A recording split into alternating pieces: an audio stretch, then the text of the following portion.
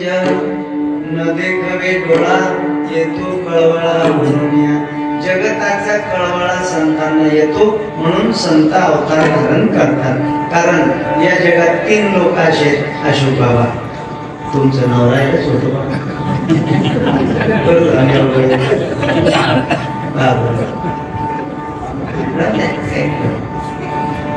ते काही म्हणणार नाही मला, कारण माझा अधिकार जास्त आहे. कीर्तनकार म्हणून जवळ मी त्यांचं उडत हे जन न देखवे डोळा. 3 लोक जगात असे की त्यांना काही गोष्टी सहन होत नाही. बाबा 3 लोक असे त्यांना काही गोष्टी सहन होत नाही. माणसाला प्रगती सहन होत नाही, कुत्र्याला गती सहन होत नाही आणि संतांना अधोगती सहन होत नाही. माणसाला प्रगती सहन होत नाही म्हणजे आपली स्वतःची नाही, दुसऱ्याची. माणसाला प्रगती सहन होत नाही, कुत्र्याला गती सहन होत नाही. खरं सांगा, गाडी जर पुढे झाली मोटरसायकल तर कुत्र मागे पळतात. किती कुत्र पळालं म्हणजे गाडीला फरक पडणार आहे, पण पळाल्याशिवाय राहतं का? जीप बी जवळून गेली की कुत्र त्याच्या पुढं पुढं पळतं, संग संग पळतं, काय फरक पडणार आहे? पडत नाही. पण कुत्र्याला गती सहन होत नाही, माणसाला प्रगती सहन होत नाही. एखादा माणूस पुढे चालला की माणसाला कसकन होतं, पोट दुखतं, डोकं दुखतं, ॲलर्जी होती. माणसाला प्रगती सहन होत नाही, कुत्र्याला गती सहन होत नाही आणि संतांना अधोगती सहन होत नाही. मग ज्या संतांना अधोगती सहन होत नाही ते संत या जगतामध्ये अवतीर्ण होतात. कशासाठी? जगाच्या कल्याणात.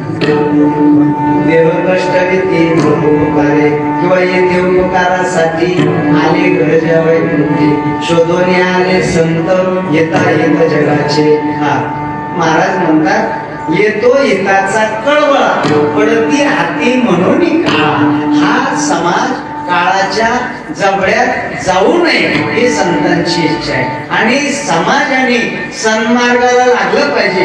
अधोगतीला जाणारा समाज हा ऊर्ध्वगतीकडे गेला पाहिजे ही इच्छा संतांची आहे. म्हणून संत या जगात अवतीर्ण होतात. कशासाठी? उद्धाराया जग, उद्धाराया जग आणि उद्धाराया जीव.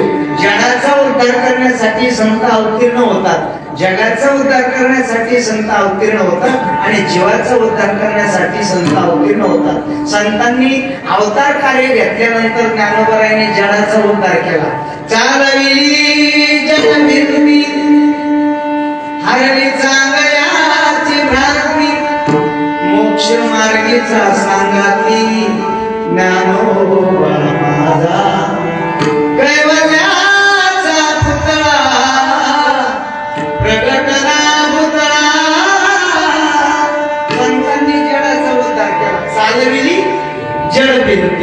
ज्ञानोबरायांनी भिंत चालवली तर भिंतीचा उद्धार झाला. इथून माणसं पिंपळगावून 15 माणसं कुळजर मध्ये बसले, आळंदीला उतरले. चंद्रभागा इंद्रायणीचं स्नान केलं, ज्ञानेश्वर महाराजांच्या समाधीचं दर्शन केलं आणि प्रदक्षिणा घालत असताना असं आमच्यासारखं धोत्रावाला दिसलं. विचारलं, इकडे इकडे माऊली इकडे काय? कोणत्या गावचे? कोकणचे पेरजापूर. बरोबर. ते ज्ञानेश्वर महाराजांना भिंत चालवली कोणत्या ठिकाणी हो? खरं सांगा, ज्या पिंपळगावून तुम्ही घरून तिथे गेले, घरायला भीती नाही का? चांगला कलर करेल भीती घरायला. आणि तिथं 350 किलोमीटर जाऊन काय विचारतात? माऊलीनं चालवली ती भिंत पुढे का तुमच्या घरायला भिंती नाही का? मग तिथं जाऊन भिंतीचं काय दर्शन करायचे? या भिंतीला वैतागूनच गेले कारण त्या भिंतीचा उद्धार संतांनी केला म्हणून भिंतीचं सुद्धा लोक दर्शन घेतात. इथं माणसाचं दर्शन घेत नाही कोणी, पण भिंतीचं दर्शन घेतात. काय कारण? उद्धाराया जळ. भिंत जळ आहे, ते कळते का आपल्या कोणी पाया पडलं तर? काही मान अपमान वाटतो का भिंतीला? काही वाटत नाही. पण संतांचा तिला स्पर्श झाला तर तिचा उद्धार झाला, जीवाचा उद्धार केला. रेड्यामुखी वेद बोलविला, गर्भध्वजाचा हरविला, शांती रूपी प्रगटला ज्ञानोबा माझा. साधकाचा माय वाटो दरुशने हरी सर्वभूती सुखरूप ज्ञानोबा.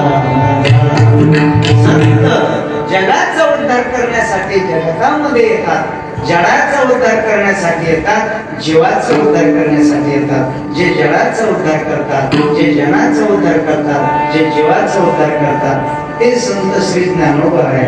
त्यांना जन्माला येऊन 750 वर्षे पूर्ण होतात. इकडे लक्ष द्या. 25 वर्षापूर्वी कोण देशाचा पंतप्रधान होता माणसाला पटकन सांगता येत नाही, पण 750 वर्षापूर्वी ज्ञानोबारायांचा जन्म झाला हे सगळ्या जगाला आजही विसरता येत नाही. आता ज्ञानोबारायांच्या मंदिराला 750 वर्ष झाले म्हणून सुवर्णाचा कळस बसवायचा आहे. कशाचा? सोन्याचा. तर कळस बसवायचा होता गणेश भाऊ 11 किलो सोन्याचा, अशी संकल्पना होती. 11 किलो सोन्याचा कळस बसवायचा अशी संकल्पना होती. तर ज्ञानोबारायांच्या समाधीजवळ सोनं जमा झालं 25 किलो. काय बोलतो मी? बसवायचा किती होता कळस? 11 किलोचा. सोनं जमा झालं 25 किलो.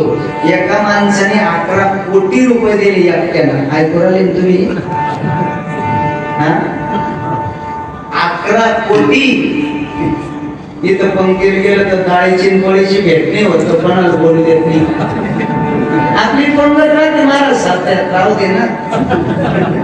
कुठं 11 कोटी, कुठं आपले किती महाराज. ज्ञानोबारायांना लोक विसरत नाही. याचं कारण आहे, एकच कारण आहे, जगाच्या कल्याण, संतांच्या देह कष्टविती परोपकारी.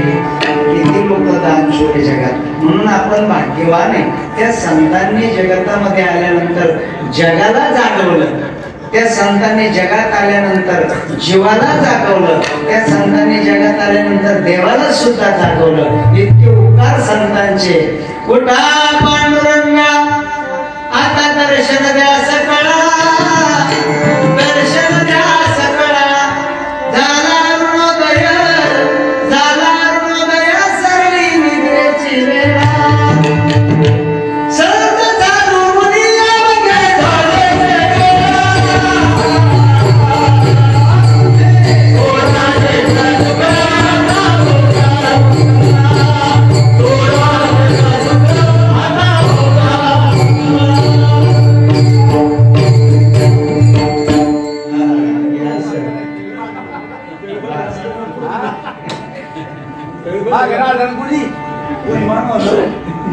घराचा पाहुणा असला की बऱ्याच लोक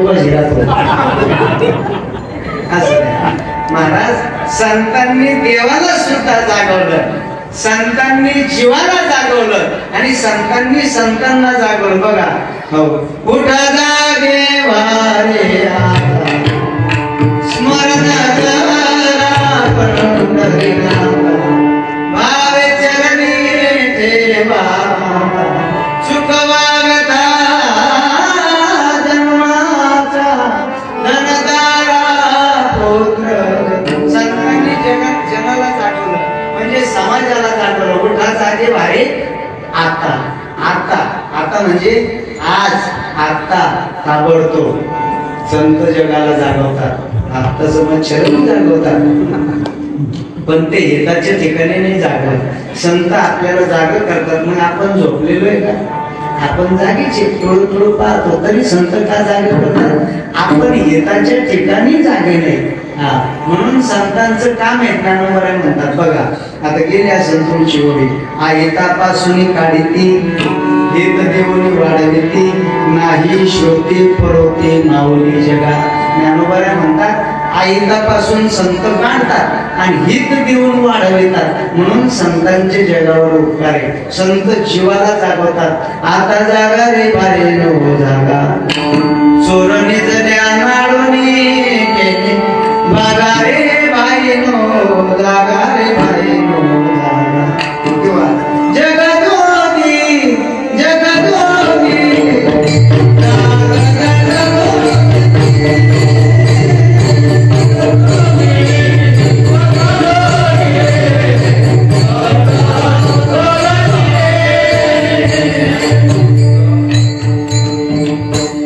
जागा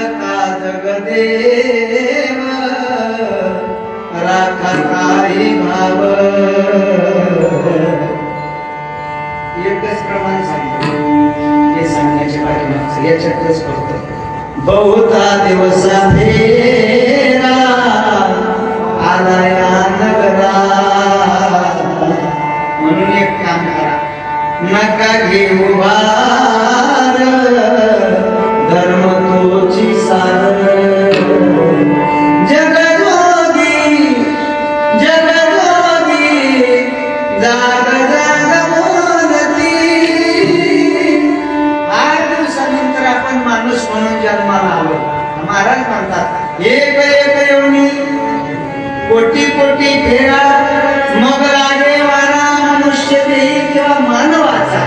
एका एका योनीमध्ये एक एक कोटी वेळा फेरा घ्यावा लागतो माणसाला, तेव्हा कुठं माणूस म्हणून जन्माला येता येत. मग झालो आता आपण माणूस. संत म्हणतात माणूस म्हणून जन्माला आलो ना, मग हिताच्या ठिकाणी जागा. आपल्याला हित कळत नाही.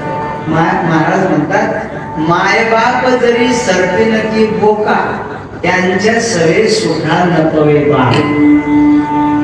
तिथं सुख नाही, सर्पाजवळही नाही, बोक्याजवळही नाही. फक्त आपल्या मायबापाचं नाव नाही घेतलं, पण मायबापाच घेतलं ना.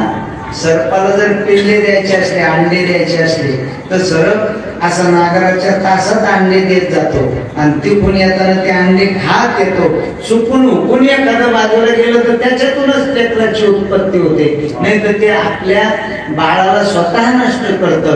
ही मायबापाची किंमत आहे. बोक्या काय करतो, आपल्या पिल्लाला खाऊन टाकतो. चुकून हुकून एखादं लपलं तर तेवढंच वाचलं. महाराज म्हणतात मायबाप जरी सर्पिन की बोका त्यांच्या सवे सुखा नपवे बा. मायबाप आपल्या मायबाप मुलं आपल्या मायबापाच्या सानिध्यात जीवन कृतार्थ करू शकत नाही, जीवन कृतार्थ होत नाही. म्हणून संतांना मायबापाची उपमा दिली. तुम्ही संत माय, तुम्ही संत माय बाप कृपावंत. कायमी पतिता कीर्तिमान अवतार तुम्हा अवतार धराया जड जीवा. संत हे आपले मायबाप आहे खऱ्या अर्थाने, आणि देव आपला मायबाप आहे खऱ्या अर्थाने. आपले मायबाप फक्त नावाला आहे. मायबाप कशासाठी वाढवतात, प्रमाण सांगतो तो कोणाचं. मायबाप कशासाठी सांभाळतात, मायबाप पाळीती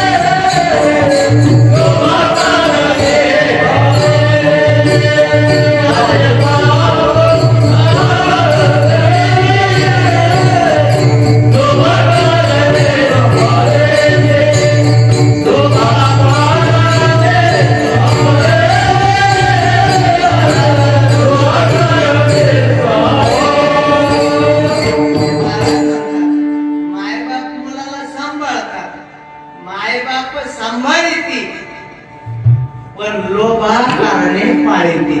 मायबाप सांभाळती पण लोभा कारणे पाळती. मायबापाला मुलाचा सांभाळ करण्याच्या पाठीमाग अपेक्षा आहे, म्हणजे लोभ आहे. का मायबाप? आता तुम्हीच मला विचारलं तुम्हाला मुलं आहे घरी, विचारतात माणसं मुलं बाळ आहे का नाही. म्हणजे मुली असून सुद्धा आपलं समाधान होत नाही. पाहिजे बघ एखादा मुलगा, कशाला दिवा. आता काडी बी लावली तो कोणाला माहिती गेलं, दिवस लावला याचं काय भरोसा आहे. पण माणसाचा भाव कसा आहे, मुलं पाहिजे. बरोबर आहे. काय अपेक्षा कशासाठी पाहिजे, की बा म्हातारपणात कोणीतरी भावना नाही आपली, स्वार्थाची कणी. आपल्याला मुलगा पाहिजे म्हणजे आपला त्यांनी म्हातारपणात हा लोभच आहे ना. संताला तसं काही घेणं नाही. निर्व्याज्य प्रेम करणारा पात्र जगात आहे, त्याचं नाव संत. काही सुद्धा संतांना अपेक्षा समाजाकडून असते महाराज, काही इच्छा नाही संतांना. प्रमाण सांगतो संत कसे ऐसी कळवळ्याची जाते, ऐसी कळवळ्याची जाते करी लाभावीन प्रीती. लाभावीन प्रीती करणारी म्हणजे लाभाशिवाय प्रेम करणारी जात जगात आहे, त्यांचं नाव संत. पहा ना तुम्ही, ज्ञानोबरायांना एवढा त्रास झाला, एवढा त्रास झाला की ज्ञानोबरायांना मधुकरी सुद्धा त्या समाजाने त्या वेळेला मिळू दिले नाही, म्हणजे प्राप्त होऊ दिले नाही.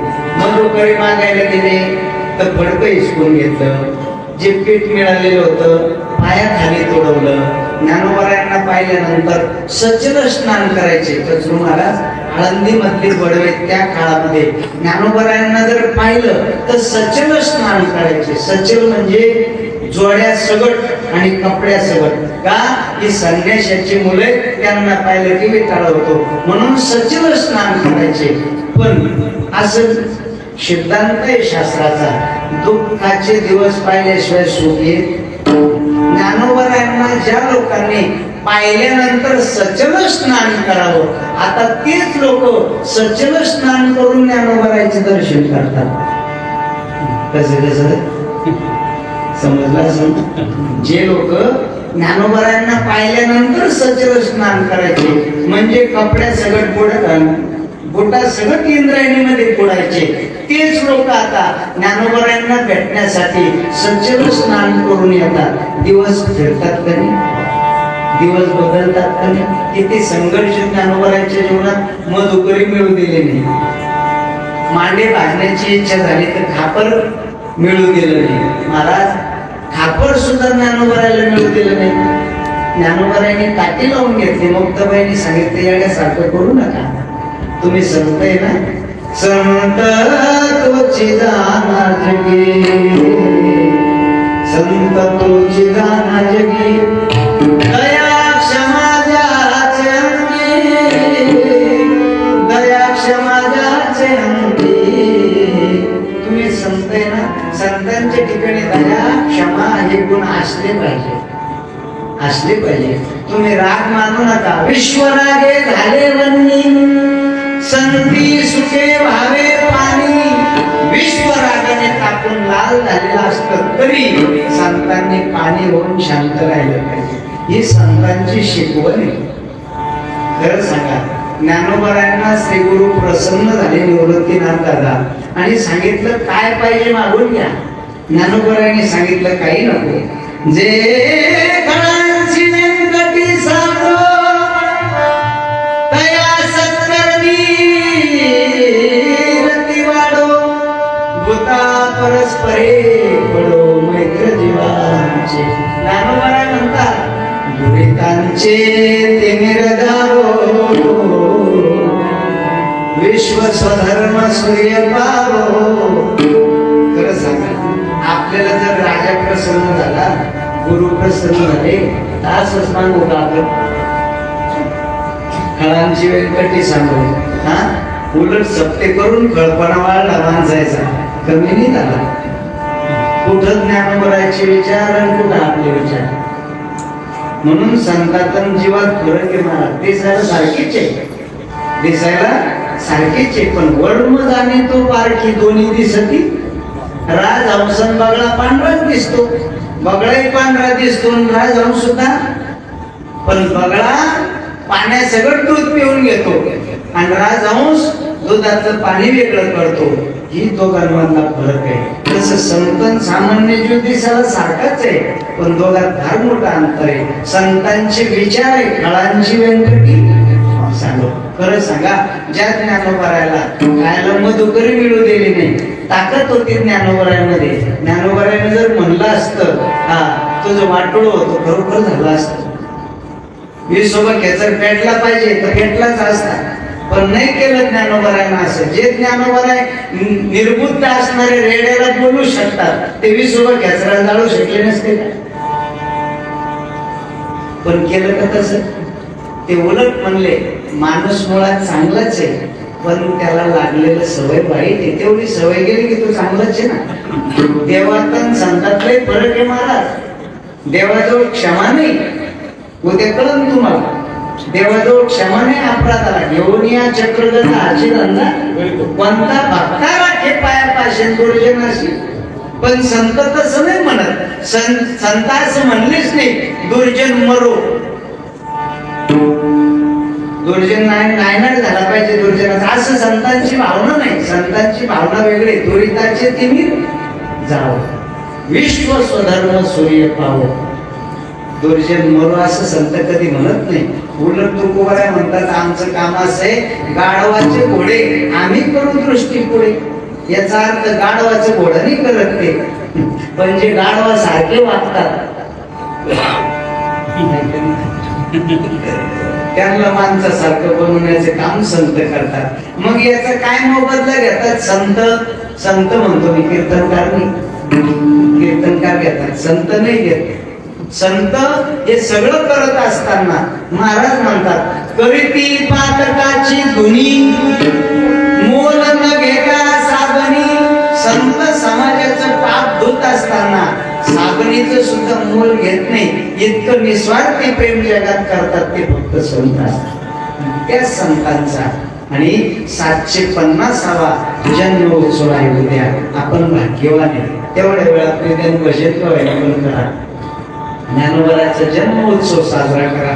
आणि महाराष्ट्रातून ज्ञानोबारांच्या कळशासाठी आणि ज्याच्या त्याच्या परीने ज्या त्या लोकांनी बोलणं फुलाची पाकळी आणि आळंदीच्या संस्थेला पाठवली. आपण सुद्धा आपल्या गावाच्या वतीनं 200 म्हणा, 500 म्हणा, 1000 म्हणा, जे तुम्हाला जे आपण एकत्र करून घाला.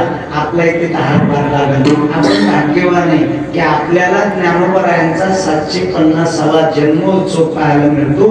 हे आपलं परम भाग्य आहे. म्हणून संत जगतासाठी या जगात अवतीर्ण होतात. जे संत जगताच्या कल्याणासाठी येतात ते संत आपल्याला सुख कशाला प्राप्त होईल याचं मार्गदर्शन करतात. कारण ते त्याच्यासाठीच येतात. मार्ग गावून गेले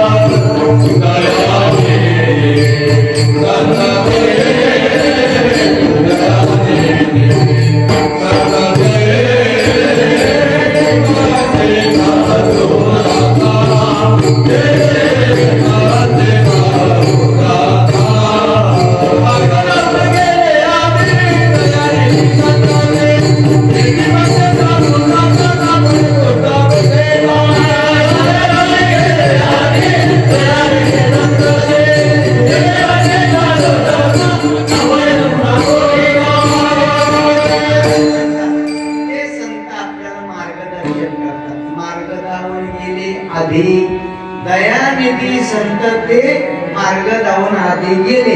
आपल्याला सोपं करून ठेवलं देण्याची पण ते चालू जातात. आजुकेप्रमाणे स्वल्प वाटे चला जाऊ, वाचे विठ्ठल नाम गाऊ, संता संगे शेवू, वासुदेव धनीवरी. स्वल्प वाटे सोपं करून ठेवलं आपल्याला सगळं. नामसंकीर्तन जळतील पापे.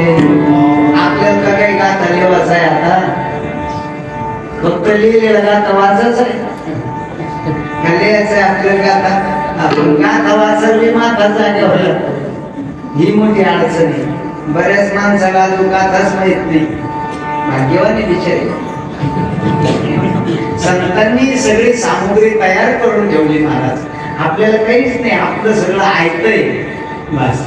फक्त तेवढं बी आपल्याला खाणं होत नाही. आता त्याला आपण काय आपलं काहीतरी भाग्य कमी पडतं. बरेच माणसं असे घराला कडे पडपा लावून पोरायच्या हातात चाब्या देतात, तर ते सगळं इकून शहरात जातात. तसंच आपलं बी मला संप्रदायातल्या माणसाचं एवढी सामुग्री करून ठेवली संतांनी, एवढी सामुग्री केली. हो, काहीच करायची गरज नाही आपल्याला. काहीच करायची नाही म्हणजे पारायण करायची गरज आहे. गाथा लिहायचं नाही, कुठं ज्ञानेश्वरी लिहायची नाही, कुठं ऐकत सगळं करून ठेवलं आणि सोपं करून ठेवलं. सूक्ष्म वाटा, दुस्तर वाटा, खरतर वाटा मोडून टाकला. मोडून या वाटा गेला राज्य भार चालायचा चौपट मार्ग तयार करून ठेवला. फक्त मार्गाला मार्गक्रमण करायचंय आपल्याला, पण मार्गालाच लागायला कोणी तयार नाही. अपेक्षा फार मोठे मोठे, अपेक्षा मोठे. जीवनात सुख प्राप्त झालं पाहिजे, पण मग ऐकत झालं पाहिजे. ऐकत नाही होत या जगात. या जगात कोणाला काहीच आणि कधीच फुकट नसतं मिळत. काही त्याल्याशिवाय मिळत का? मिळत नाही. म्हणून संत मार्गदर्शन करतात. जीवनात सुख अपेक्षित ना, दुःख गेलं पाहिजे ना, मग एक काम करा. जो भगवान परमात्मा स्वतः दुःखी आहे, तुम्ही त्याला शरण जा. शास्त्राने बाबा शरण जाण्याच्या 3 पद्धती सांगितल्या. जीव जडाचं भेद, जड जीवाचं भेद, जीव जीवाचं भेद, जीव ईश्वराचं भेद. कसं कसं तो म्हणतो तसंच जीव जडाचं भेद, जीव जीवाचं भेद, जीव ईश्वराचा भेद. जीव जडाचं भेद, जड जीवाचं भेद. मी सोपं करून सांगतो, तुम्हाला काही ताण घेऊ नका. 3 प्रकारच्या पद्धती शरण जाण्याच्या शास्त्राने सांगितल्या. 3 पद्धती. शरण कोणाला गेलं पाहिजे आणि कोणाला गेलं नाही पाहिजे. आपण शरण जात नाही असं नाही, जातो, पण जिथं जातो तिथं आपला फायदा होत नाही. म्हणून संत सांगतात शरण कोणाला गेलं पाहिजे. शास्त्र सांगतं शरण कोणाला गेलं पाहिजे. जीवानं जडाला शरण जाऊ नये. जीवानं जडाला शरण जाऊ नये. जीवानं जीवाला शरण जाऊ नये. जीवानं जडाला शरण जाऊ नये. जीवानं जीवाला सुद्धा शरण जाऊ नये. जीवानं जडाला का शरण जाऊ नये? जीवाची भावना जडाला कळत नाही आणि जडाची भावना जीवाला कळत नाही. म्हणजे जडाला शरण जाऊ नये. जड म्हणजे हे जे माझ्या पुढचं जे माईक आहे हे जड आहे. जड जड म्हणजे मी जर याला उचललं आणि इकडं ठेवलं तरच जातं का. याच्या मनात आलं पाणी पळा. पाऊस आला त्याला पावसाने काही होतं का? सर्दी होईल भाऊ चला मंदिरात, असं आहे का? या माईकवाल्या भाऊनं जर याला पुढच्या गोपाष्टमीला घातणी लावला तर इथून आणत नाही. हे जड, याला कोणत्याच वातावरणात याच्यावर परिणाम होत नाही. याला ऊन लागत नाही, त्याला थंडी वाजत नाही, याला पावसानं काही होत नाही, तर कोरोनानं काही होत याला. याला कोणत्याच वातावरणाचा परिणाम याच्यावर होत नाही. का होत नाही? हे जड आहे. म्हणून या जीवाने या जडाला शरण जाऊ नये. का जाऊ नये? जीवाची भावना जडाला कळत नाही. भावना कळत नाही म्हणण्यापेक्षा जडाला भावनाच नाही ना, याला काय भावना आहे? याला का ताप येतो का, याला सर्दी होती का, त्याला भूक लागते, होतं का काही? आपल्याला तरी आता अजून येतात. जर कीर्तन चाललं समजा 11:15 तर माणसं आंबेशाठी लागल्याने खाली बसतात कुठं. तस याला काय चाललं आता कोणाचं बोल राहिलं तो बस करा असं म्हणते का? ते जड आहे, याला भावना नाही. म्हणून जीवाने जडाला शरण जाऊ नये. बरं मग जीवाला तरी शरण गेलं पाहिजे का? नाही जाऊ नये. जीवानं जडालाही शरण जाऊ नये आणि जीवाला सुद्धा शरण जाऊ नये. मी जीव आहे, रघुनाथ महाराज जीव आहे. म्हणजे तुम्ही सगळे जीव आहे, मी पण जीव आहे, म्हणजे आपण सगळे जीव आहे. पण मी जीव आहे, रघुनाथ महाराज जीव आहे. मग या जीवानं त्या जीवाला शरण जाऊ नये. का जाऊ नये?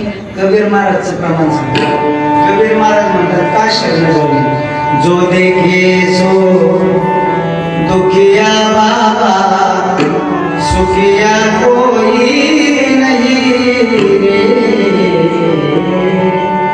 राजा दुखिया, प्रजा दुखिया, दुखिया घर बैरागी रे. सुख के कारण सुखदेव ने उदरी माया त्यागी रे. तो जीव पाहिला, तो जीव दुःखी म्हणजे हाही जीव दुःखी आणि तो सुद्धा जीव दुःखी. मग एक दुःखी जीव दुसऱ्या दुःखी जीवाकडे गेला तर दोन दुःख एकत्र आल्यावर त्याचं उत्तर सुख येऊ शकतं का? नाही येणार. म्हणून या दुःखी जीवानं त्या दुःखी जीवाला शरण जाऊ नये. का जाऊ नये? फायदा होणार नाही. हाही जीव अपूर्ण आणि तो सुद्धा जीव अपूर्ण. एक अपूर्ण दुसऱ्या अपूर्णाला भेटल्यावर उत्तर पूर्ण येईल का? येईल नाही येणार. मग शरण जाऊन काही फायदा होईल का? मिळवा. दोन्ही जीव अपूर्ण, एक अपूर्ण जीव दुसऱ्या अपूर्ण जीवाला भेटला तर पूर्ण उत्तर येणार नाही. मग मंदिरातही असू द्या, बाहेरही असू द्या, जगाच्या पाठीवर कुठेही जा, एक अपूर्ण दुसऱ्या अपूर्णाला भेटल्यावर त्याचं उत्तर अपूर्णच येईल, पूर्ण होणार नाही. एक दुःखी जीव दुसऱ्या दुःखी जीवाला शरण गेला तर त्याचं उत्तर सुख येणार नाही.